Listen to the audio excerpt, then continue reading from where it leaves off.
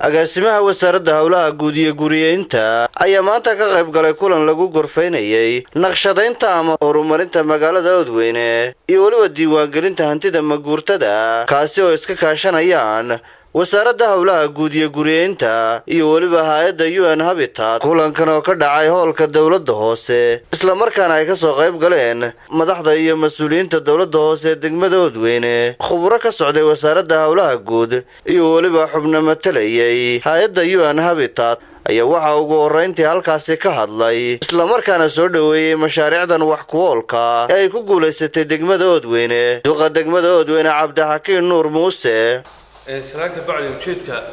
kulli shirkan wuxuu daaran yahay laba qodob oo muhiim ah fursadna waa magaalada degmada Oodweyne golahayaga deegaanka iyo annagaba waa fursad qaaliya iyo shacabka reer Oodweyneba taasoo runtii labada mashruucan oo faa'iido weyn u qabtay baahida deegaanka iyo qorshaha master plan-ka ee degmada Oodweyne ee sanadada soo socda loo kala asteynayay halkii cisbitaal noqonaysay iyo halkii noqonaysay warshad iyo halkii ay noqonaysay wax oo runtii weyn dhilkeedu mar dambe noqon doona laakiin buddigeedii insha Allah ay wadno qorshaha labaad oo ah dawladda hoose faa'iido weyn ugu ah xagga ururinta cashuuraha oo ah in la soo duwaan geliyo dhammaan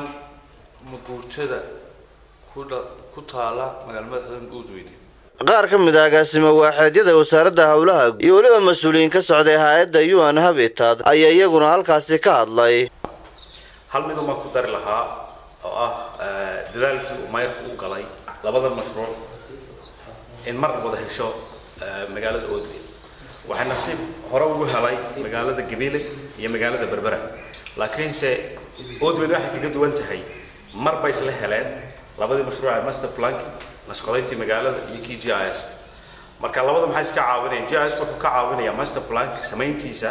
in la helo xogtii magaalada oo fiid gareynaysa waxa la yiraahdaa master plan inuu noqdo mid functional oo fully si dhammaystiran u shaqeynaya. ugu dambeyntiina agaasimaha wasaaradda howlaha guud guriyeynta iyo gaadiidka Mukhtaar Maxamed Cali ayaa hadalka soo xiray. cidda beneficiary-ga mashruucan ahi waa idinkana waxaa la doonayaa inaad la shaqaysaan inamada la soo diray ee dawladda hoose ka socda oo aad caawisaan markay guryaha idigu yimaadaan xogta saxda ah aad siisaan aydan u arag dad wax kale u socda. sidoo kale waxaan iyagana dardaarayaa golaha deegaanka xildhibaanada golaha deegaanka mashruucan wuxuu soo maray maaha mashruuc inta wasaaradda howlaha guud dhaqaalaha soo qaaday iyaga mashruucan insha Allah waxaan soo marinaynaa oo leh oo lead gareynaya waxa weeyaan dawladda hoose property registration iyaga tagay iyaga register gareynaya iyagana waxaan ku dhiirinayaa inay xil iska saaraan runtii u biqimayno laakiin dadaal badan ay geliyaan shacbiguna way ka faa'iideystaan oo aad kala garanaysaan magaaladiina waxa la meeshii priority ay garanayaan waxa la helayaa marka la helo master plan oo master plan ku yimaado waxa la helaynaa xogta waxaynu u baahannahay gobolka muxuu baahan degmadu dad soo socda inta inoo yimaadaan wada dhis maxay sameeyaan waad ka baxaysaa waxa sameyn doontaa inaad idinku yeelataan oo tiraadaan war waxaas baan u baahannahay magaalada oo taa master plan-keeda waxaan u baahannahay maanta oo noo emergency in hospital aan helno in waxa kale aan helno waa in baahida la gartaa haddii aanay baahideena garanayn wax weeyaan waxba horumar ma gaari karno. Muuse Salebaan Maxamed, warbaahinta qaranka Somaliland, magaalada Oodweyne.